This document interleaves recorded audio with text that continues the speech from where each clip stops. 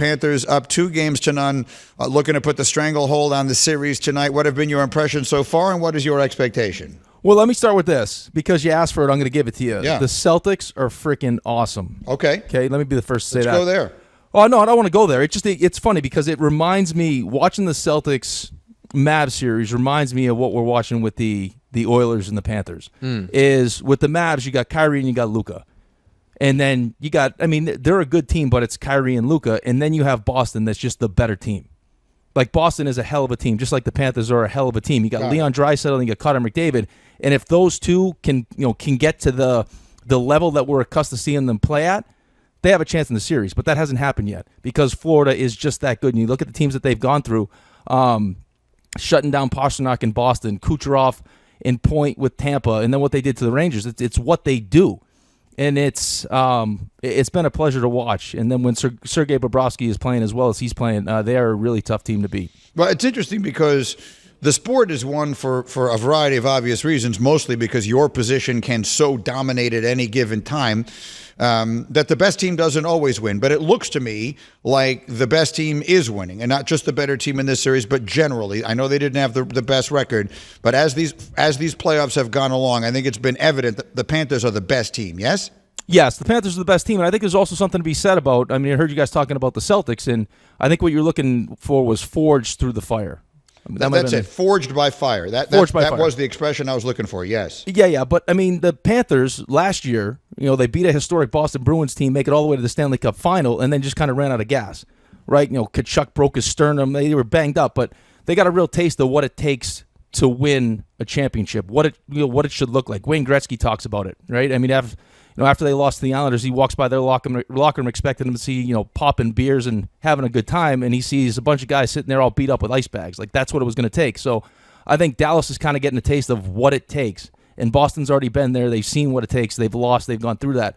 So I think that's a huge benefit, and I think that's paying dividends right now for the Panthers. They went through this last year, and they said to themselves after what happened, the disappointment, that we're going to get back, and they've all bought in. They play hard, as hard as any team. And when you have that combination of skill that wants to compete at that level, and they can roll four lines, and you get guys like Barkov and Tkachuk and Ekblad and Gustav Forsling, like they have the appropriate amount of talent mixed with the kind of grit and work ethic that it takes to be a championship caliber team. And so much like the Dallas Mavericks, who have the transcendent superstar in Luka Doncic, so does Edmonton and Connor McDavid. And again, you're so much more intimately connected to this than I am or anyone in this conversation. Everything is falling on Doncic. With his team losing, everything is falling on him. How much of this will fall on McDavid if his team should fall down 3-0 tonight, should wind up getting swept? Well, I think it's naturally going to fall on him and Leon just because they're that good. Mm-hmm. But I think when you look at Edmonton, there's always been questions with Edmonton as far as like the goaltending. You said it. Like, great goaltending can carry you through the playoffs. And Stuart Skinner he's good, he's fine, but he's not at the level of Sergei Bobrovsky or Igor Shesterkin or any of these great goalies in the league.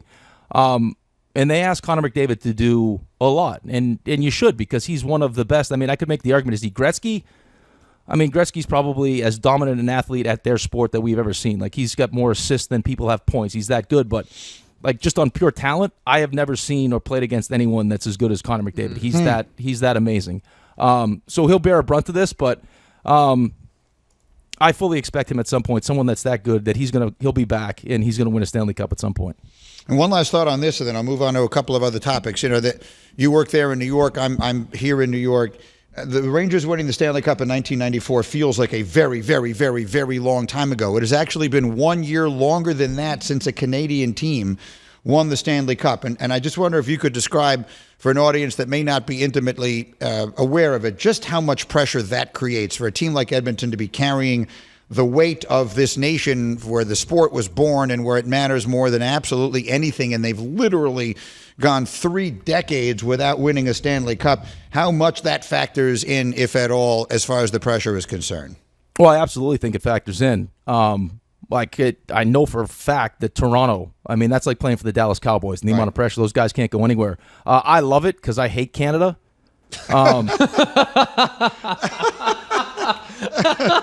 Okay. And it's not just one part of Canada. I hate the whole country. And a lot of that has to do with the fact, like I say this all the time, because Dave, my co-host, will get mad at me. He's like, "You can't hate Canada." I was like, "I'm telling you, I hate Canada because as a U.S. born hockey player, it's Canada's sport. I guess they like to say that to you.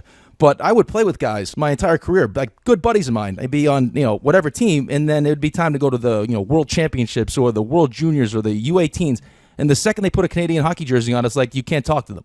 They become the most arrogant person you ever met in your life. It's our game. We create. Okay, I've had enough. I've had just about enough of that. So I love the fact that Edmonton and Toronto and all these Canadian teams can't win a Stanley Cup. I understand your personal beef in this, but I will say this, as one who has traveled in Canada a reasonable amount, including recently when I went up to play golf in Nova Scotia. Oh, how nice is that place, by the way? Oh, my God. Oh, my Cabot goodness. Cliffs, the best place. Oh. It literally is my favorite golf trip ever. But that said, and on that same trip, I spent some time in Toronto playing golf.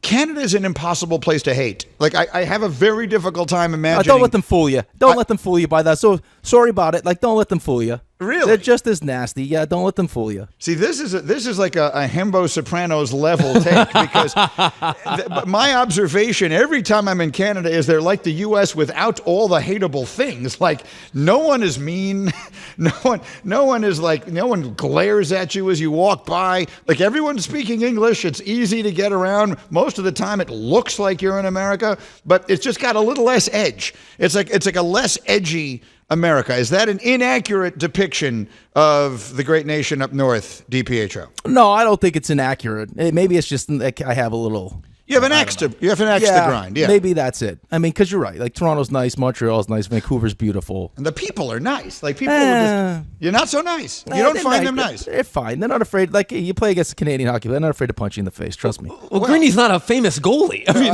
I've never played against. Well, he's pretty famous. I'm listening to the names in his phone. I've never done either of those things. I've never played against any of them, and I've never been punched in the face. I've never had either of the. Have you, Hembo? Have you ever been punched in the face? I've not. Cam, have you ever been punched in the face? Only by my brother when I was a kid. Literally punched in the face. Yeah, but he was 8 and I was 5, so it wasn't that big a deal. All right, then that doesn't count. Why would you even mention that? We don't need the context. Have you ever been punched in the face? Yeah, not in a true fight sense. No. Well, what does that mean? Well, what does that mean? In what context? Why were are you guys answering? Was it in an amorous moment? I punched him in the face yesterday. Well, I'm we just weren't saying, fighting. yeah, just because there'll be an answer like can't, where it's just been like a lighthearted punch in the face. Exactly. Yeah. I'll give him one today. Yeah, Rick DiPietro. How old were you the first time you got punched in the face? In a fight, like a hockey fight, or just punched in the face? Well, I mean, choose whichever. Which happened first? A regular, third grade, punch right in the face. Punched in the face. Right in the face. A third grader just punched you in the face. Punched me right in An the American face. or a Canadian? He was American. He was American. You hate them too? No, not as much. No, Canada. Probably had Canadian parents. You're probably right.